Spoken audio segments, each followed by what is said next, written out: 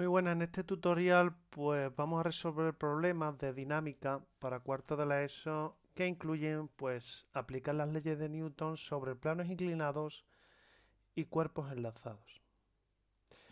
Aquí tenemos un ejercicio ejemplo que son de cuerpos enlazados. Los cuerpos enlazados suelen ser bloques de masas enlazados con una cuerda que implican pues fuerzas de tensiones, poleas, etcétera. Son los ejercicios de dinámica un poco más complicado por el hecho de que hay dos cuerpos que se mueven, ¿vale? Y hay que aplicar la segunda ley de Newton a cada uno de ellos.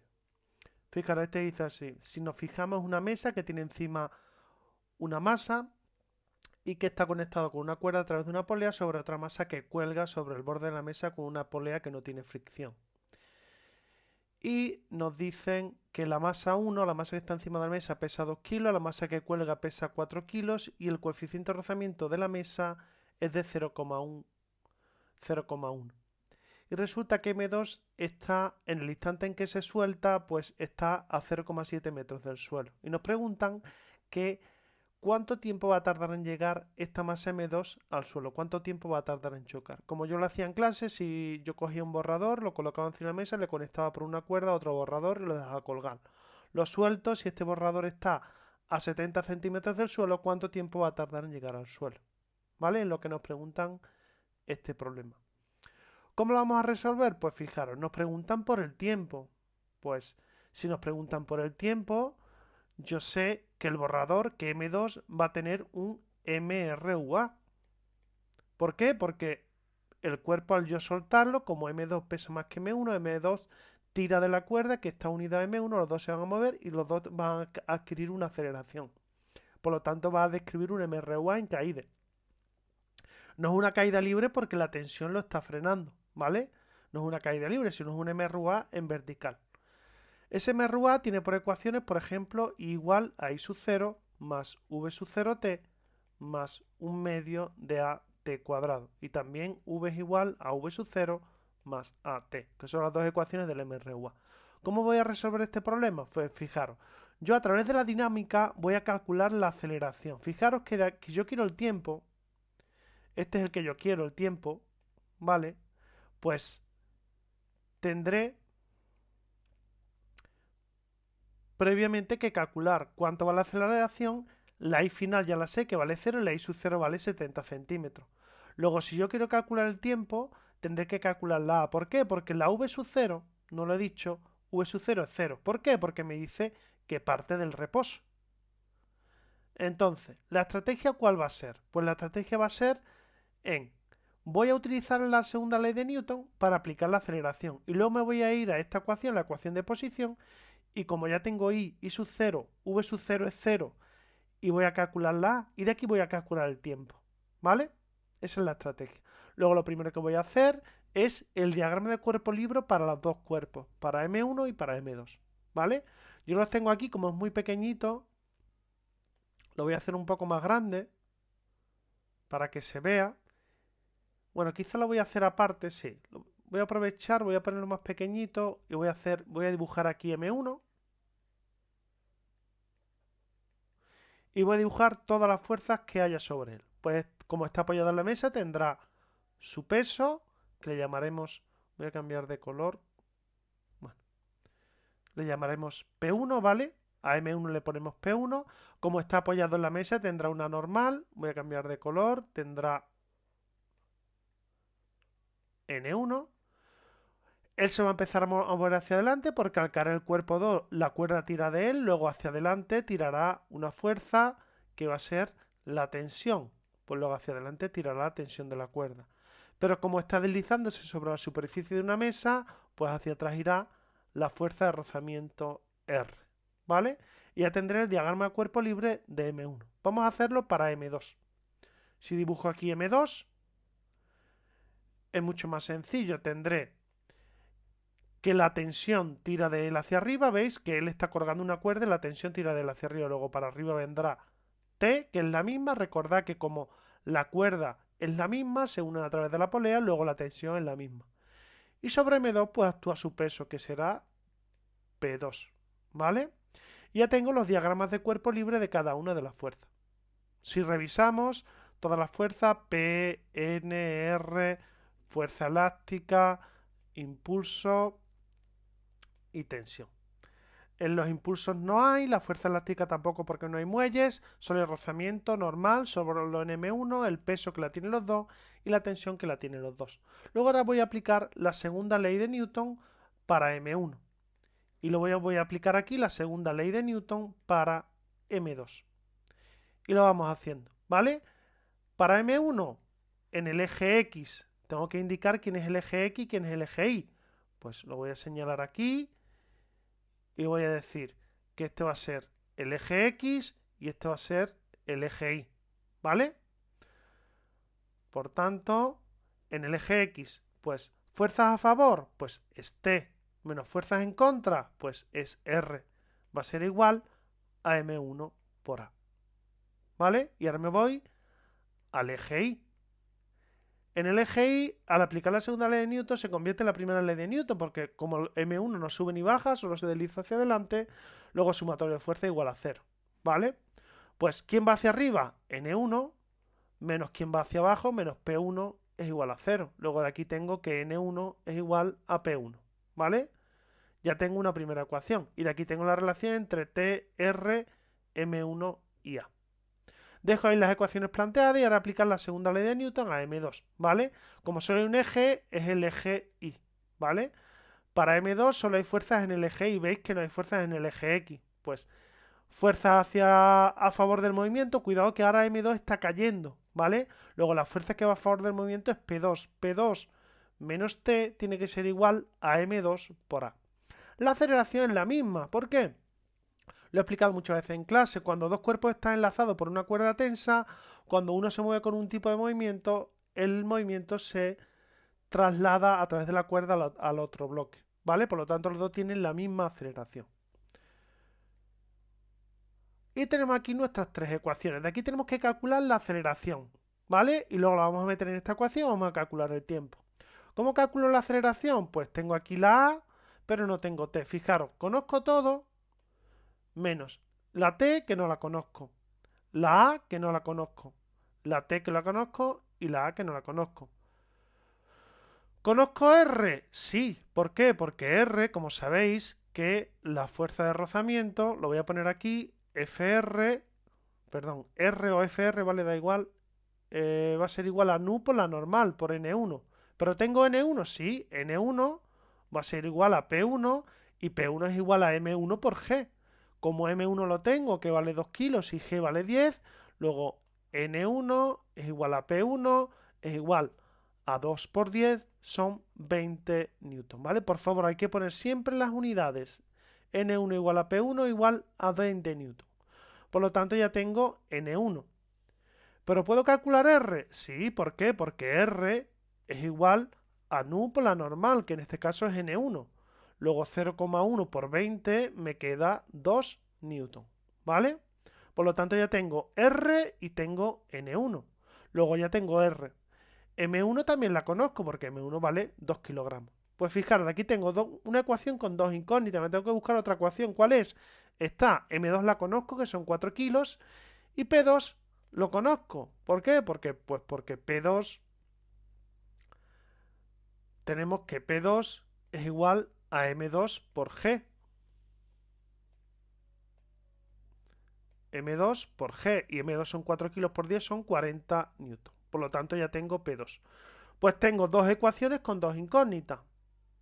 Y ahora tenéis siempre las herramientas matemáticas, ¿vale? Sustitución, reducción o igualación. Lo más fácil es la reducción. ¿Por qué? Porque aquí está la T positiva y aquí la T negativa. Al sumar estas dos ecuaciones, si a esta le llamamos la ecuación 1, a esta la ecuación 2 y a esta la ecuación 3, si sumamos 1 más 2, fijaros lo que nos queda. T menos R es igual a M1 por A. Y luego tenemos que P2 menos T es igual a M2 por A. Si sumamos estas dos ecuaciones, T y menos T se me van y me queda que P2 menos R va a ser igual a M1 más M2 por A. Luego A es igual a P2 menos R partido por M1 más M2.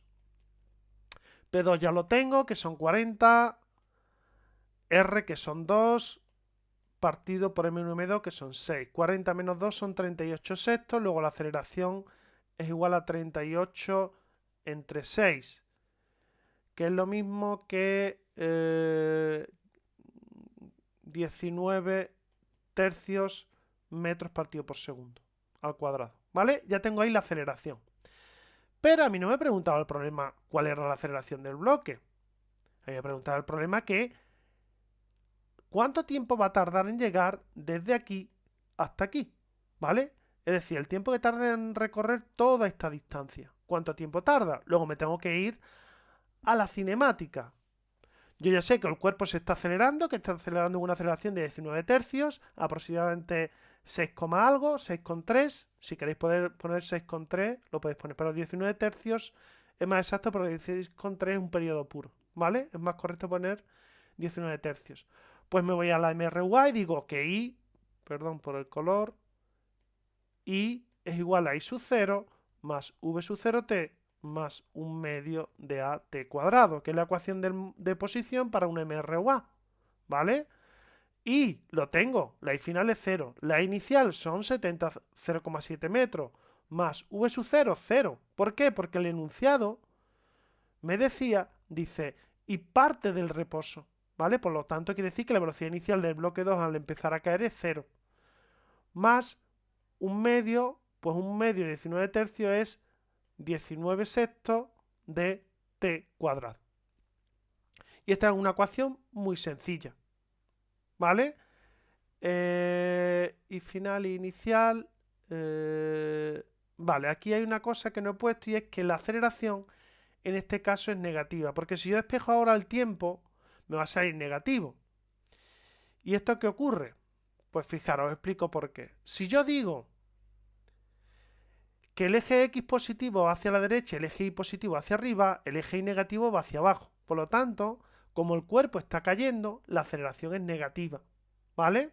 Entonces tengo que poner aquí la aceleración negativa, que son 19 tercios. Sextos, perdón.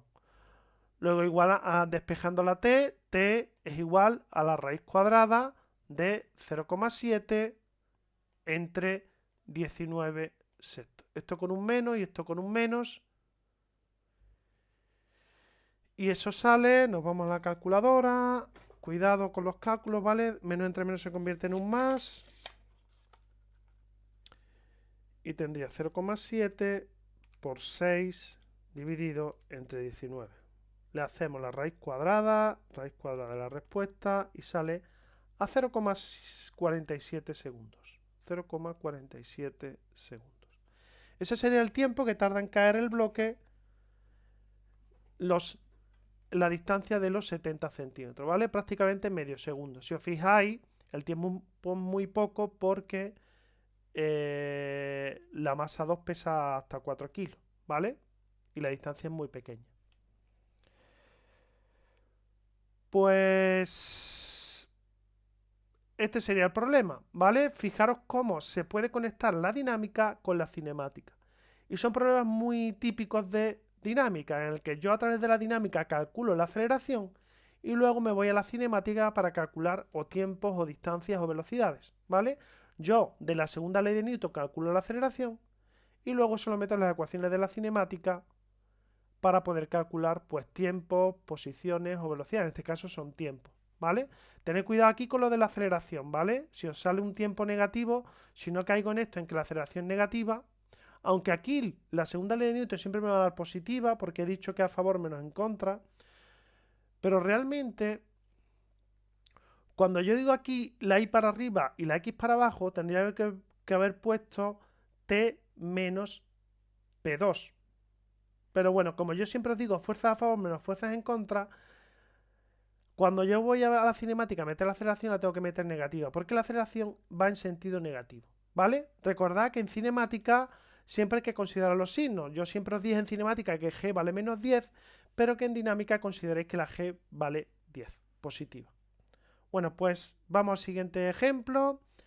Aquí tenemos otro ejercicio y dice así. Tenemos un plano inclinado, bueno, un doble plano inclinado. Aquí tenemos una persona que está tirando a través de una polea de una caja M que sube por el plano inclinado y nos preguntan, calcula la tensión que debe realizar el hombre para que en la cuerda,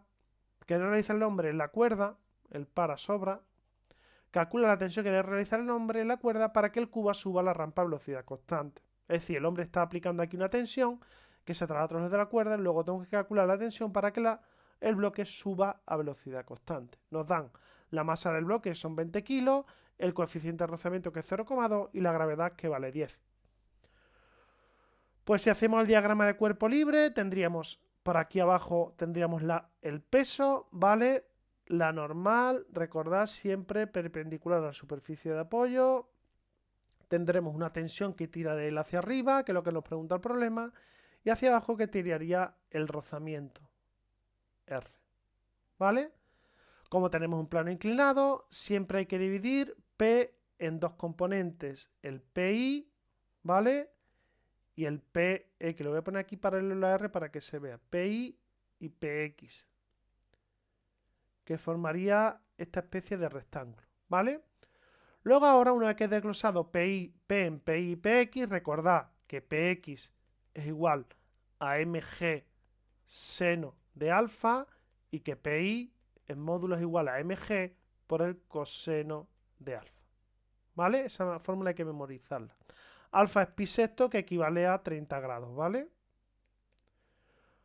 Pues, ¿cómo voy a calcular? Pues me preguntan la tensión. Como es una fuerza, sé que la voy a sacar de la segunda ley de Newton. En este caso es la primera, porque me dice velocidad constante.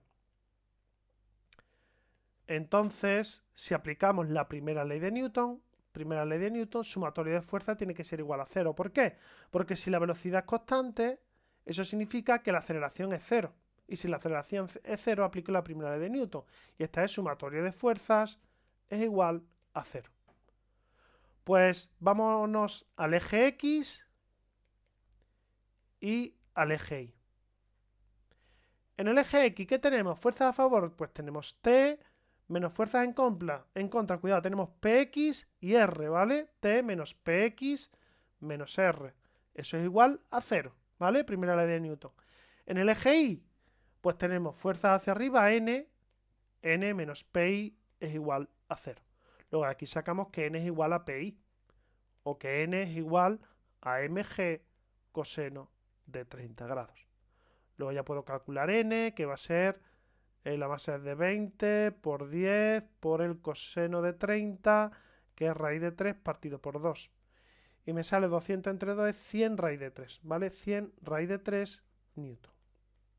Recordad que cuando tenemos números irracionales lo más correcto es dejarlo como tal y no cometemos errores de propagación de errores por cifra significativa, por redondeo, ¿vale? Raíz de 3 lo podéis poner como un redondeo de 1, algo, pero bueno, si dejamos el raíz de 3 es mucho más correcto. Una vez que tenemos n, podemos calcular px, pues fijaros, px es igual a mg seno de 30. El seno de 30 es un medio, por lo tanto px es igual a 20 por 10 por 0,5. Luego px es igual a 100 newton. Luego ya tenemos px, tenemos r, porque r es igual a nu por la normal. Como la normal vale 100 raíz de 3 y nu vale 0,2, luego r es igual a 0,2 por 100 raíz de 3. Luego r es igual a 0,2, son 220 raíz de 3 newton. Ya tengo r, tengo px, pues puedo calcular t. T es igual a r más px. ¿Vale? Pasando estos dos al otro lado, pasan como positivo y me queda que t es igual a r más px. Luego t es igual a r, que es 20 raíz de 3, más px. Y px, que lo tengo aquí, más 100. Luego t es igual a 20 más 100 es 20 por 5, luego tendríamos 20 por raíz de 3 más 5 newton. ¿Vale? Si lo queréis poner en decimales, lo podéis poner con decimal. Así pues queda más correcto porque, como os dije, no se cometen errores de redondeo. Luego esta sería la tensión, ¿vale? 20 raíz de 3 más 5. Sé que estáis pensando que es muy feo el número, pero bueno, si lo hacemos con raíz de 3 más 5, sale 6,73 por 20, sale 134,6 newton. Luego T es igual a 134,6 newton. Luego concluimos que si este hombre quiere que el bloque de M deslice hacia arriba, al aplicarle una tensión con una cuerda, debe aplicarle una tensión de 135 newton para que suba con velocidad constante, ¿vale? Recordad que V constante significa que sumatorio de fuerza es igual a 0, ¿vale? Si V constante, primera ley de Newton. Recordad que la primera ley de Newton dice que si sobre un cuerpo no actúa ninguna fuerza, este permanece en reposo o con velocidad constante. Y viceversa, si un cuerpo tiene velocidad constante, eso implica que el sumatorio de fuerza tiene que ser igual a 0. Aunque luego esto os explicarán luego en cursos más avanzados, que es un poco mentira. Pero bueno, para los objetivos de nuestro curso es suficiente. Pues aquí tenéis dos ejemplos, ¿vale? De cuerpos enlazados y de planos inclinados que son muy frecuentes en los exámenes, ¿vale?